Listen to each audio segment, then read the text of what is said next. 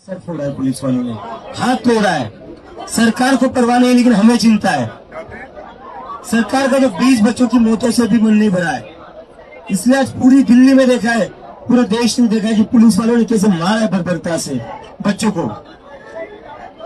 अगर आपको लग रहा है हम पीछे हटे, हम पीछे नहीं हटे।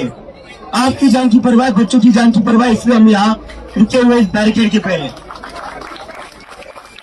अगर मार्च करना होता तो कर सकते थे, लेकिन उसमें और बच्चों का सर फूटता, उसमें और बच्चों के हाथ पैर टूटते, जो मैं नहीं चाहता, जो सोनम सर नहीं चाहते। सोनम सर की फिलोसफी बड़ी ये सिंपल है। अगर आपको स्ट्रगल करना है, अगर आपको कोई भी संघर्ष करना है, तो उसमें आपको अगर पेन पहुंचाना है तो खुद को पहुंचाइए, अपनी आवाज रखने के लिए सामने वाले को।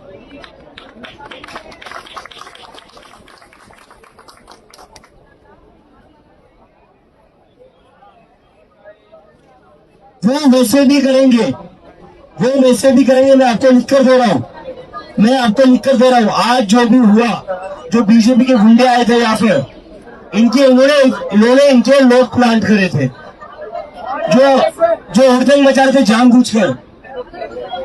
क्योंकि हमें एक महीने से बैठे हुए, हमारे किसी समर्थक ने ऐसी हरकत की क्या? एक महीने से बैठे हुए हम, हमारे किसी भी सपोर्टर ने ऐसी हरकत नहीं की।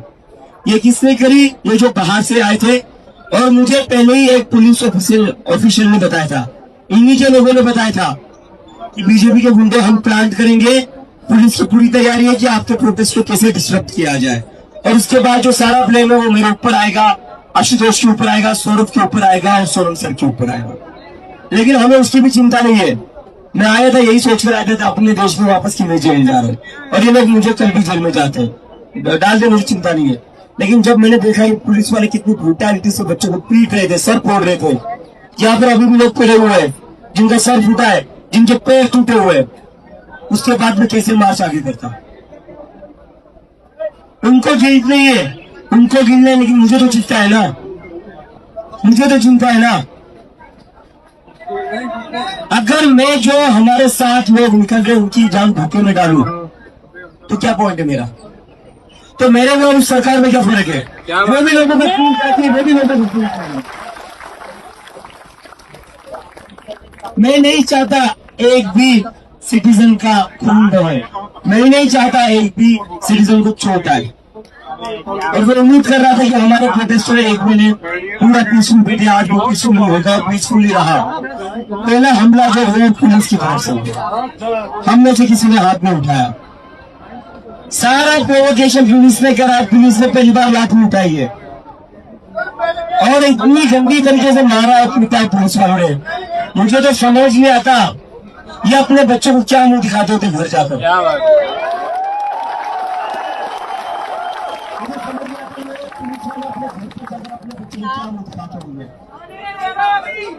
इनके बच्चों को लगता होगा पापा गुंडों को पकड़ते हैं, पापा चोरों को पकड़ते हैं, पापा क्रिमिनल्स को पकड़ते हैं। लेकिन पापा क्या करते? पापा बच्चियों पर लाठियां चला रहे थे, बच्चों को मारते पापा। 12-12 साल की बच्चियों पर लाठियां चलाकर उनका सर फोड़ रहे। इसलिए मैं यहाँ रुका हूँ।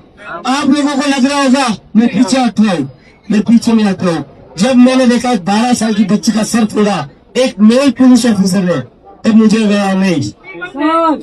और पुलिस वाले हंस रहे थे उस पर। परिवारों को जवाब देते अगर किसी की मौत हो जाती, क्या जवाब देते हम? जवाब दे पाते कोई? आसान है यहाँ से निकलना। पुलिस से ज्यादा नंबर हमारा था। अगर हम चाहते तो आराम से जा सकते थे, बैरिकेड हटाकर जा सकते थे, लेकिन हमने चुना शांतिपूर्ण। पुलिस में तो दिल नहीं है, पुलिस में तो इंसानियत नहीं है, पुलिस को जान की परवाह नहीं है, लेकिन हमें है। मैंने कितने पुलिस वाले थे? 200 पुलिस वाले। हम कितने?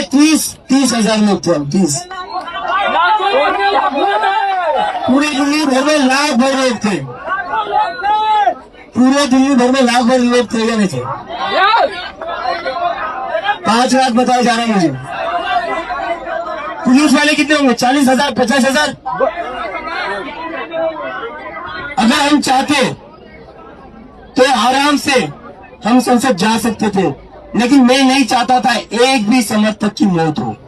पुलिस वालों ने तय कर दिया था कि लोगों को मार कर रहेंगे, उनको ऑर्डर मिले थे, उनको ऑर्डर क्या मिले थे, खत्म कर देने लोगों को, ताकि इसके बाद कोई आवाज उठा ना पाए इस देश में। और मुझे तो समझ नहीं आता है ये लोग ऐसे ऑर्डर मान भी कैसे लेते हैं। अगर इन लोगों को ऐसे ऑर्डर मानने हैं, एक सेकंड, बात बढ़िया बोलना तो यार बोलने दो यार। अरे बोलने तो लो। वो देखिए मीडिया वाला है या कोई, दिखाइए इसका हाथ, दिखाइए हाथ।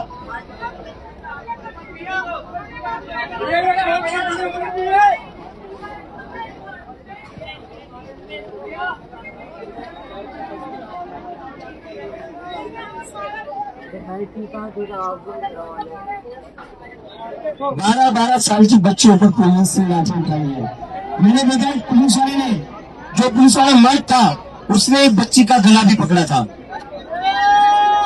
गला भी पकड़ा था, कपड़े भी। वो मर्द नहीं था। आप लोगों को यही काम करना है तो आप लोग कोई गैंग शुरू कर दो ना।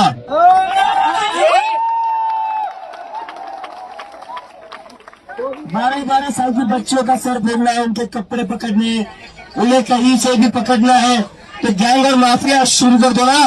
वर्दी की बेइज्जती क्यों कर रहे हो?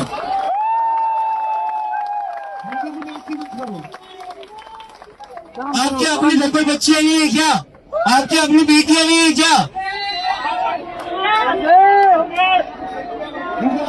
आप बताइए क्या